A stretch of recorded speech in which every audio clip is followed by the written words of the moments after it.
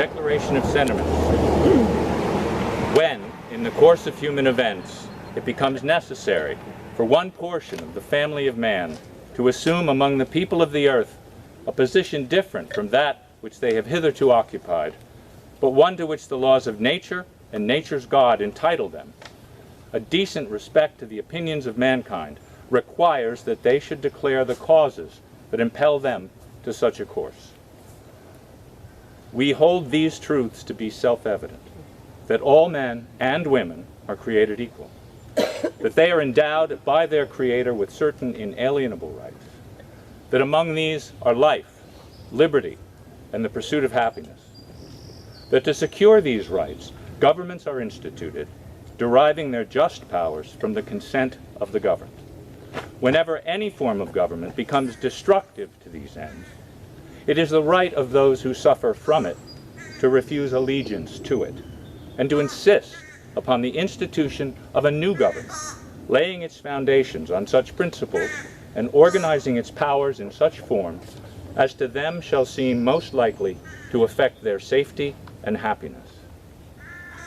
Prudence, indeed, will dictate that governments long established should not be changed for light and transient causes. And accordingly, all experience hath shown that mankind are more disposed to suffer, while evils are sufferable, than to right themselves by abolishing the forms to which they are accustomed. But when a long train of abuses and usurpations, pursuing invariably the same object, evinces a design to reduce them under absolute despotism, it is their duty to throw off such government and to provide new guards for their future security.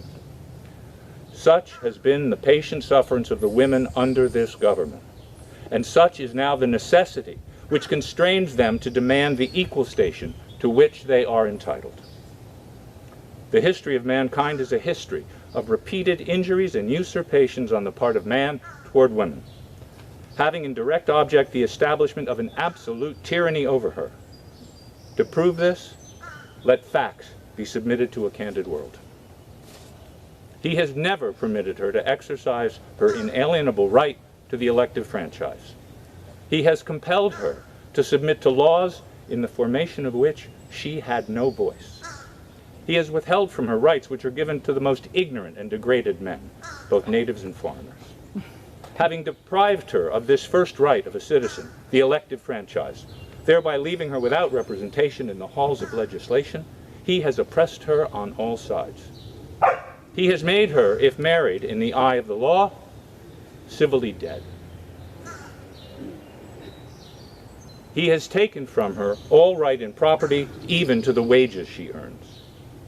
He has made her morally an irresponsible being, as she can commit many crimes with impunity, provided they be done in the presence of her husband.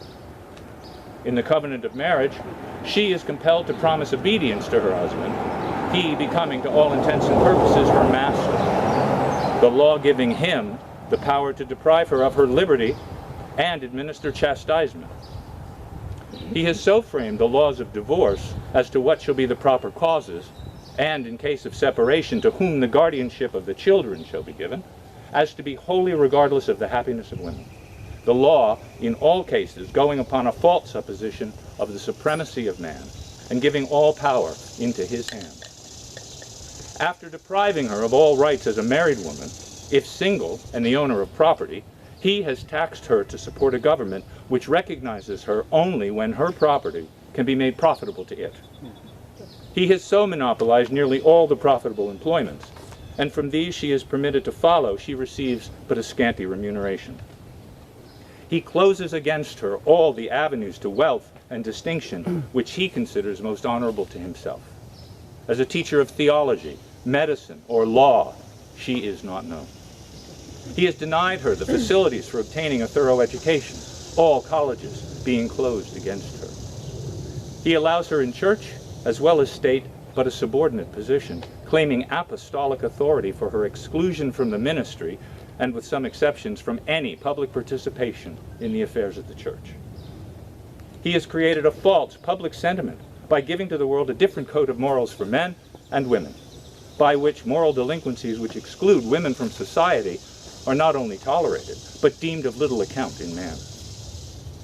He has usurped the prerogative of Jehovah himself, claiming it as his right to assign for her a sphere of action, when that belongs to her conscience and to her God.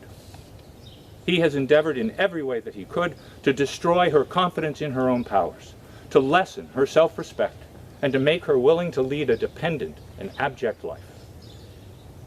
Now, in view of this entire disenfranchisement of one half of the people of this country, their social and religious degradation, in view of the unjust laws above mentioned, and because women do feel themselves aggrieved, oppressed, and fraudulently deprived of their most sacred rights, we insist that they have immediate admission to all the rights and privileges which belong to them as citizens of the United States.